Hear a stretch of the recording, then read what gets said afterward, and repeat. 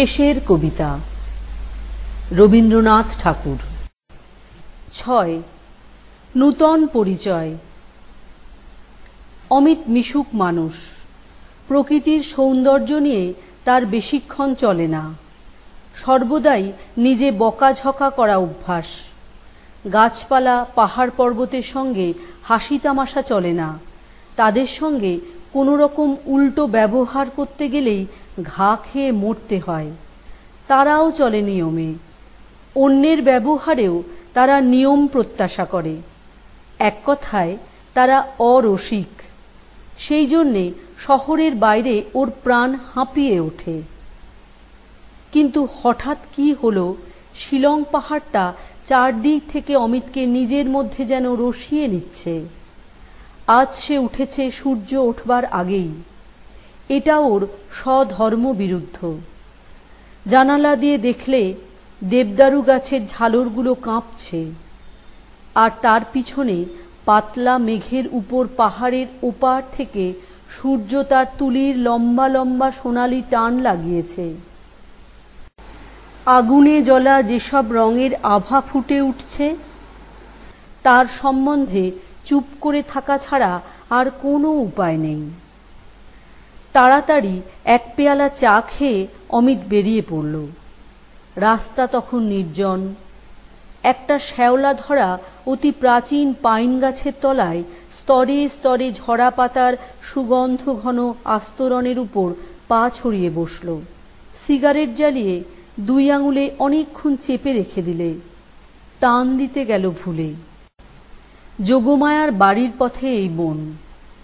ভোজে বসবার পূর্বে রান্নাঘরটা থেকে যেমন আগাম গন্ধ পাওয়া যায়, এই জায়গাটা থেকে যোগমায়ার বাড়ির সৌরভটা অমিত সেই রকম ভোগ করে। সময়টা ঘড়ির ভদ্র দাগটাতে এসে পৌঁছলেই সেখানে গিয়ে এক পেয়ালা চা দাবি করবে। প্রথমে সেখানে ওর যাওয়ার সময় নির্দিষ্ট ছিল সন্ধেবেলায়। অমিত সাহিত্য রসিক, এই খ্যাতিটার সুযোগে আলাপ আলোচনার জন্যে ও পেয়েছিল বাঁধা নিমন্ত্রণ। প্রথম 2-4 দিন যোগমায়া এই আলোচনায় উৎসাহ প্রকাশ করেছিলেন, কিন্তু যোগমায়ার কাছে ধরা পড়ল যে তাতে করেই এ পক্ষের উৎসাহটা কিছু যেন কুণ্ঠিত করলে। বোঝা শক্ত নয় যে তার কারণ দ্বিবচনের জায়গায় বহুবচন প্রয়োগ।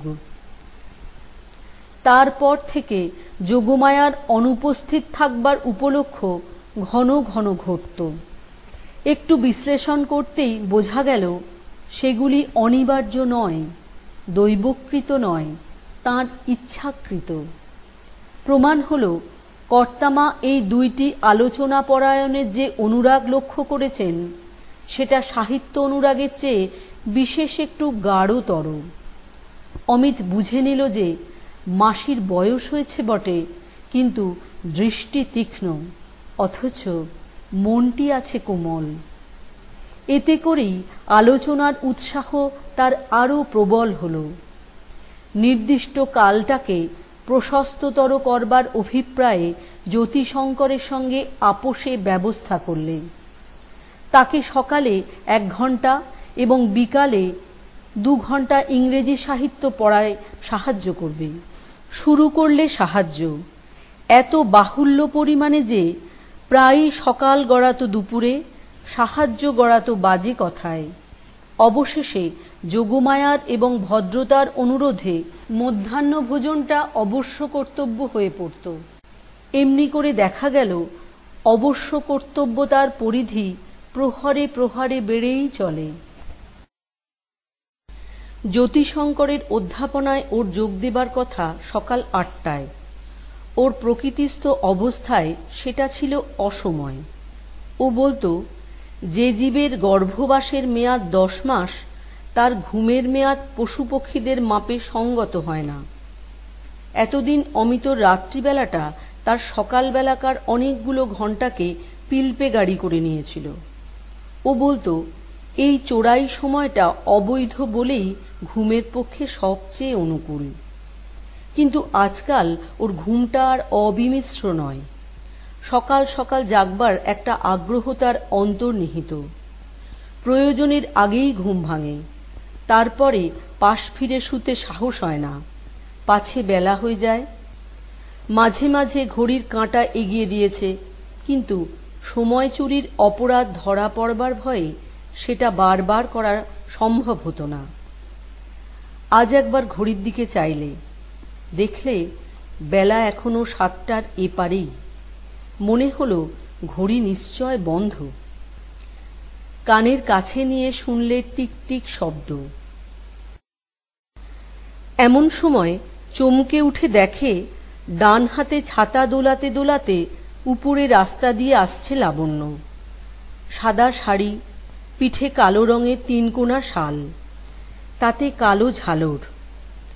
অমিতর বুঝতে বাকি নেই যে লাবণ্যর অর্ধেক দৃষ্টিতে সে গোচর হয়েছে, কিন্তু পূর্ণ দৃষ্টিতে সেটাকে মোকাবিলায় কবুল করতে লাবণ্য নারাজ। বাঁধের মুখ পর্যন্ত লাবণ্য যেই গেছে, অমিত আর থাকতে পারলে না। দৌড়তে দৌড়তে তার পাশে উপস্থিত।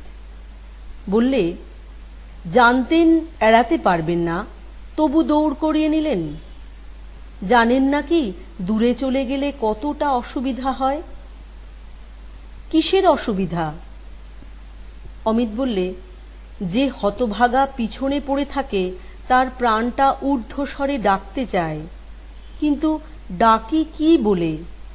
দেবদেবীদের নিয়ে সুবিধে এই যে নাম ধরে ডাকলেই তাঁরা খুশি। দুর্গা দুর্গা বলে গর্জন করতে থাকলেও ভগবতী দশভুজা অসন্তুষ্ট হন না। আপনাদের নিয়ে যে মুশকিল, না ডাকলেই চুকে যায়।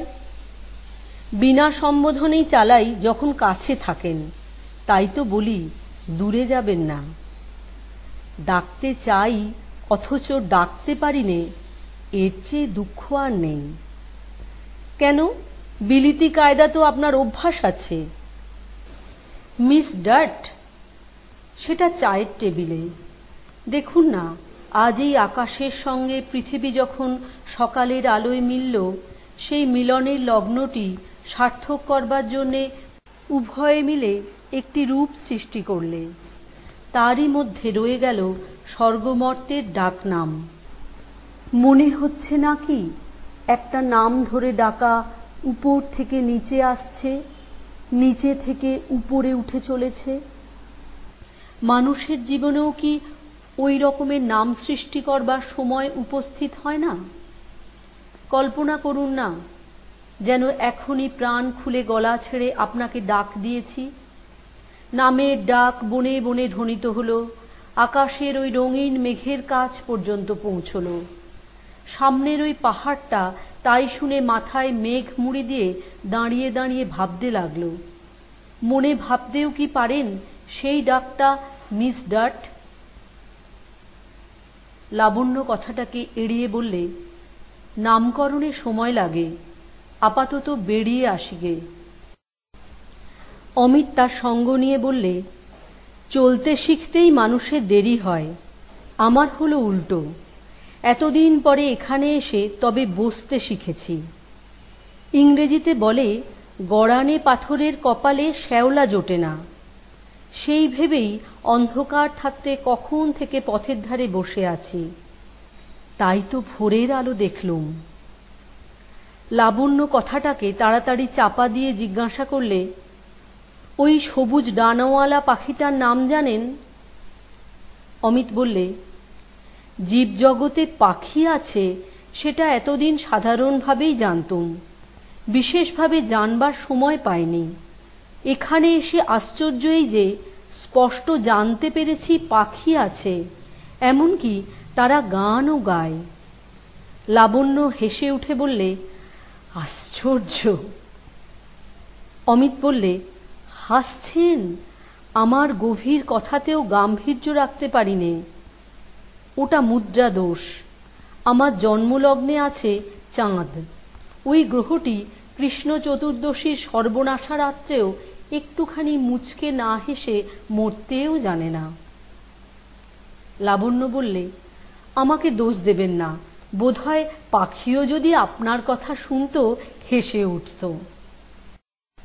অমিত বললে, দেখুন, আমার কথা লোকে হঠাৎ বুঝতে পারে না বলেই হাসে, বুঝতে পারলে চুপ করে বসে ভাবত।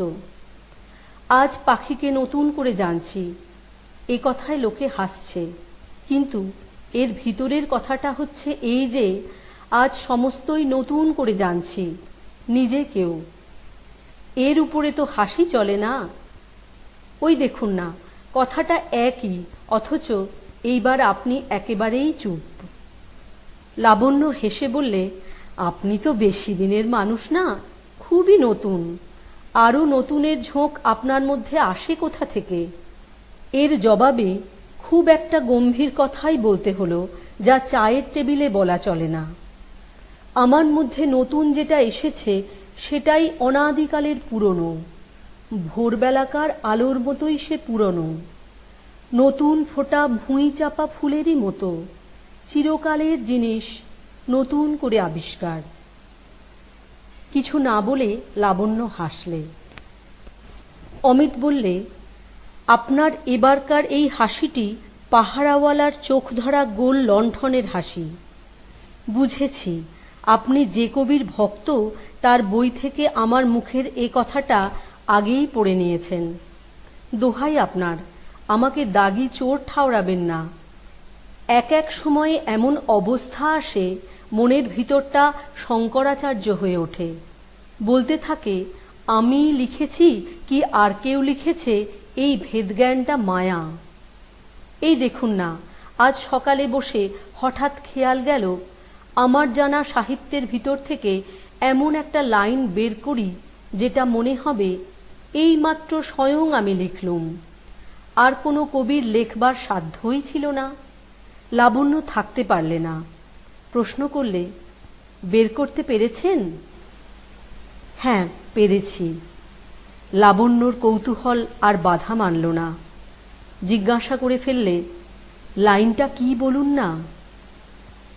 অমিত খুব আস্তে আস্তে কানে কানে বলার মতো করে বললে, for God's sake hold your tongue and let me love. লাবণ্যর বুকের ভিতরটা কেঁপে উঠল। অনেকক্ষণ পরে অমিত জিজ্ঞাসা করলে, আপনি নিশ্চয়ই জানেন লাইনটা কার? লাবণ্য একটু মাথা বেঁকিয়ে ইশারায় জানিয়ে দিলে, হ্যাঁ। অমিত বললে, সেদিন আপনার টেবিলে ইংরেজ কবি ডনের বই আবিষ্কার করলুম, নইলে এ লাইন আমার মাথায় আসত না। আবিষ্কার করলেন? আবিষ্কার নয় তো কি, বইয়ের দোকানে বই চোখে পড়ে, আপনার টেবিলে বই প্রকাশ পায়। পাবলিক লাইব্রেরির টেবিল দেখেছি, সেটা তো বইগুলোকে বহন করে। আপনার টেবিল দেখলুম, সে যে বইগুলিকে বাসা দিয়েছে। সেদিন ডনের কবিতাকে প্রাণ দিয়ে দেখতে পেয়েছি, মনে হলো অন্য কবির দরজায় ঠেলাঠেলি ভিড়, বড় লোকের শ্রাদ্ধে কাঙালি বিদায়ের মতো। ডনের কাব্যমহল নির্জন, ওখানে দুটি মানুষ পাশাপাশি বসবার জায়গাটুকু আছে, তাই অমন স্পষ্ট করে শুনতে পেলুম আমার সকালবেলাকার মনের কথাটি। দোহাই তোদের, একটুকু চুপ কর, ভালোবাসিবারে দে আমারে অবসর। লাবণ্য বিস্মিত হয়ে জিজ্ঞাসা করলে, আপনি বাংলা কবিতা লেখেন নাকি? ভয় হচ্ছে আজ থেকে লিখতে শুরু করব বা। নতুন অমিত রায় কি যে কাণ্ড করে বসবে পুরনো অমিত রায়ের তা কিছু জানা নেই। হয়তোবা সে এখনই লড়াই করতে বেরোবে। লড়াই কার সঙ্গে সেইটে ঠিক করতে পারছি নে, কেবলই মনে হচ্ছে খুব মস্ত কিছু একটার জন্যে এক্ষুনি চোখ বুজে প্রাণ দিয়ে ফেলা উচিত। তারপরে অনুতাপ করতে হয়, রয়ে বসে করা যাবে। লাবণ্য হেসে বললে, প্রাণ যদি দিতেই হয় তো সাবধানে দেবেন। সে কথা আমাকে বলা অনাবশ্যক। কমিউনাল রায়টের মধ্যে আমি যেতে নারাজ। মুসলমান বাঁচিয়ে ইংরেজ বাঁচিয়ে চলব। যদি দেখি বুড়ো সুড়ো গোছের মানুষ, অহিংস্র মেজাজের ধার্মিক চেহারা, শিঙে বাজিয়ে মোটর হাঁকিয়ে চলেছে, তার সামনে দাঁড়িয়ে পথ আটকিয়ে বলবো যুদ্ধং দেহি? ওই যে লোক অজীর্ণ রোগ সারাবার জন্যে হাসপাতালে না গিয়ে এমন পাহাড়ে আসে, খিদে বাড়াবার জন্য নির্লজ্জ হয়ে হাওয়া খেতে বেরোয়। লাবণ্য হেসে বললে, লোকটা তবু যদি অমান্য করে চলে যায়? তখন আমি পিছন থেকে দুহাত আকাশে তুলে বলবো, এবারকার মতো ক্ষমা করলুম, তুমি আমার ভ্রাতা, আমরা এক ভারত মাতার সন্তান।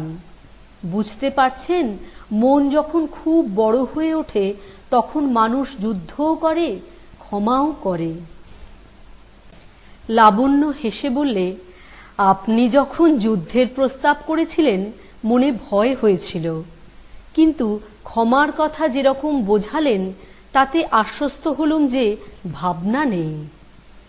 অমিত বললে, আমার একটা অনুরোধ রাখবেন? কি বলুন? আজ খিদে বাড়াবার জন্যে আর বেশি বেড়াবেন না। আচ্ছা বেশ। তারপরে? ওই নিচে গাছতলায় যেখানে নানা রঙের ছ্যাতলা পড়া পাথরটার নিচে দিয়ে একটুখানি জল ঝিরঝির করে বয়ে যাচ্ছে, ওইখানে বসবেন, আসুন। লাবণ্য হাতে বাঁধা ঘড়িটার দিকে চেয়ে বললে, কিন্তু সময় যে অল্প। জীবনে সেইটাই তো শোচনীয় সমস্যা লাবণ্য দেবী, সময় অল্প। মরুপথের সঙ্গে আছে আধমশক মাত্র জল, যাতে সেটা উছলে উছলে শুকনো ধুলোয় মারা না যায় সেটা নিতান্তই করা চাই। সময় যাদের বিস্তর তাদেরই পাঞ্চুয়াল হওয়া শোভা পায়। দেবতার হাতে সময় অসীম, তাই ঠিক সময়টিতে সূর্য ওঠে, ঠিক সময়ে অস্ত যায়। আমাদের মেয়াদ অল্প, পাংচুয়াল হতে গিয়ে সময় নষ্ট করা আমাদের পক্ষে অমিত ব্যয়িতা। অমরাবতীর কেউ যদি প্রশ্ন করে, ভবে এসে করলে কি, তখন কোন লজ্জায় বলবো ঘড়ির কাঁটার দিকে চোখ রেখে কাজ করতে করতে জীবনের যা কিছু সকল সময়ের অতীত তার দিকে চোখ তোলবার সময় পাইনি? তাই তো বলতে বাধ্য হলুম, চলুন ওই জায়গাটাতে। ওর যেটাতে আপত্তি নেই সেটাতে আর কারো যে আপত্তি থাকতে পারে, অমিত সেই আশঙ্কাটাকে একেবারে উড়িয়ে দিয়ে কথাবার্তা কয়। সেই জন্যে তার প্রস্তাবে আপত্তি করা শক্ত। লাবণ্য বললে, চলুন। ঘন বনের ছায়া, সরু পথ নেমেছে নিচে একটা খাসিয়া গ্রামের দিকে। অর্ধপথে আর এক পাশ দিয়ে ক্ষীণ ঝর্ণার ধারা এক জায়গায় লোকালয়ের পথটাকে অস্বীকার করে তার উপর দিয়ে নিজের অধিকার চিহ্নস্বরূপ নুড়ি বিছিয়ে স্বতন্ত্র পথ চালিয়ে গেছে। সেইখানে পাথরের উপরে দুজনে বসল। ঠিক সেই জায়গায় ক্ষতটা গভীর হয়ে খানিকটা জল জমে আছে, যেন সবুজ পর্দার ছায়ায় একটি পর্দানসীন মেয়ে। বাইরে পা বাড়াতে তার ভয়। এখানকার নির্জনতার আবরণটাই লাবণ্যকে নিরাবরণের মতো লজ্জা দিতে লাগল। সামান্য যা তা একটা কিছু বলে এইটাকে ঢাকা দিতে ইচ্ছে করছে, কিছুতেই কোনো কথা মনে আসছে না। স্বপ্নে যেরকম কণ্ঠরোধ হয় সেই দশা। অমিত বুঝতে পারলে একটা কিছু বলাই চাই। বললে, দেখুন আর্যা, আমাদের দেশে দুটো ভাষা, একটা সাধু আর একটা চলতি, কিন্তু এছাড়া আরও একটা ভাষা থাকা উচিত ছিল। সমাজের ভাষা নয়, ব্যবসায়ের ভাষা নয়, আড়ালের ভাষা। এই রকম জায়গার জন্যে পাখির গানের মতো, কবির কাব্যের মতো সেই ভাষা অনায়াসেই কণ্ঠ দিয়ে বেরোনো উচিত ছিল, যেমন করে কান্না বেরোয়। সেজন্যে মানুষকে বইয়ের দোকানে ছুটতে হয়, সেটা বড় লজ্জা। প্রত্যেকবার হাসির জন্যে যদি ডেন্টিস্টের দোকানে দৌড়াদৌড়ি করতে হতো তাহলে কি হতো ভেবে দেখুন। সত্যি বলুন লাবণ্য দেবী, এখনই আপনার সুর করে কথা বলতে ইচ্ছে করছে না? লাবণ্য মাথা হেঁট করে চুপ করে বসে রইল। অমিত বললে, চায়ের টেবিলের ভাষায় কোনটা ভদ্র কোনটা অভদ্র তার হিসেব মিটতে চায় না, কিন্তু এ জায়গায় ভদ্রও নেই অভদ্রও নেই। তাহলে কি উপায় বলুন? মনটাকে সহজ করবার জন্যে একটা কবিতা না ওড়ালে তো চলছে না। গদ্যে অনেক সময় নেয়, অত সময় তো হাতে নেই। যদি অনুমতি করেন তো আরম্ভ করি। দিতে হলো অনুমতি, নইলে লজ্জা করতে গেলেই লজ্জা। অমিত ভূমিকায় বললে, রবি ঠাকুরের কবিতা বোধহয় আপনার ভালো লাগে? হ্যাঁ, লাগে। আমার লাগে না, অতএব আমাকে মাপ করবেন। আমার একজন বিশেষ কবি আছে, তার লেখা এত ভালো যে খুব অল্প লোকেই পড়ে, এমনকি তাকে কেউ গাল দেবার উপযুক্ত সম্মানও দেয় না। ইচ্ছে করছি আমি তার থেকে আবৃত্তি করি। আপনি এত ভয় করছেন কেন? এ সম্বন্ধে আমার অভিজ্ঞতা শোকাবহ। কবিবরকে নিন্দে করলে আপনারা জাতে ঠেলেন, তাকে নিঃশব্দে পাশ কাটিয়ে বাদ দিয়ে চললে তাতে করেও কঠোর ভাষার সৃষ্টি হয়। যা আমার ভালো লাগে তাই আর একজনের ভালো লাগে না, এই নিয়েই পৃথিবীতে যত রক্তপাত।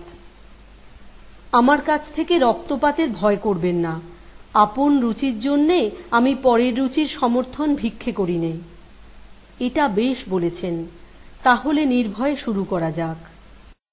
রে অচেনা, মোর মুষ্টি ছাড়াবি কি করে, যতক্ষণ চিনি নাই তোরে।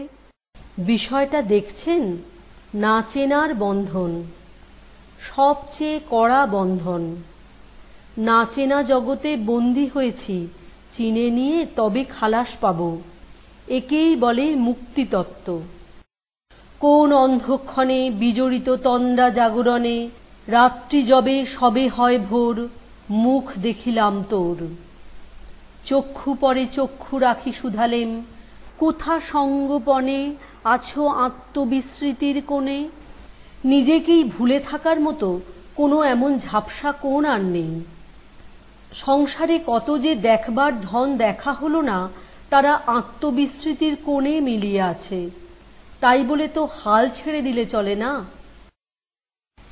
তোর সাথে চেনা সহজে হবে না, কানে কানে মৃদু কণ্ঠে নয়। করে নেব জয়, সংশয় কুণ্ঠিত তোর বাণী, দৃপ্ত বলে লব টানি। শঙ্কা হতে লজ্জা হতে দ্বিধা দ্বন্দ্ব হতে নির্দয় আলোতে। একেবারে নাছোড় বান্দা, কত বড় জোর! দেখেছেন রচনার পৌরুষ? জাগিয়া উঠিবি অশ্রুধারে, মুহূর্তে চিনিবি আপনারে। ছিন্ন হবে ডোর, তোরে মুক্তি দিয়ে তবে মুক্তি হবে মোর। ঠিক এই তানটি আপনার নামজাদা লেখকের মধ্যে পাবেন না। সূর্যমণ্ডলে এ যেন আগুনের ঝড়। এ শুধু লিরিক নয়, এ নিষ্ঠুর জীবনতত্ত্ব। লাবণ্যর মুখের দিকে এক দৃষ্টিতে চেয়ে বললে, হে অচেনা, দিন যায় সন্ধ্যা হয়, সময় রবে না। তীব্র আকস্মিক বাধা বন্ধ ছিন্ন করি দিক, তোমারে চেনার অগ্নি দীপ্ত শিখা উঠুক উজ্জ্বলি, দিব তাহে জীবন অঞ্জলি। আবৃত্তি শেষ হতে না হতেই অমিত লাবণ্যর হাত চেপে ধরলে। লাবণ্য হাত ছাড়িয়ে নিলে না। অমিতর মুখের দিকে চাইলে, কিছু বললে না। এরপরে কোনো কথা বলবার কোনো দরকার হলো না। লাবণ্য ঘড়ির দিকে চাইতেও ভুলে গেল।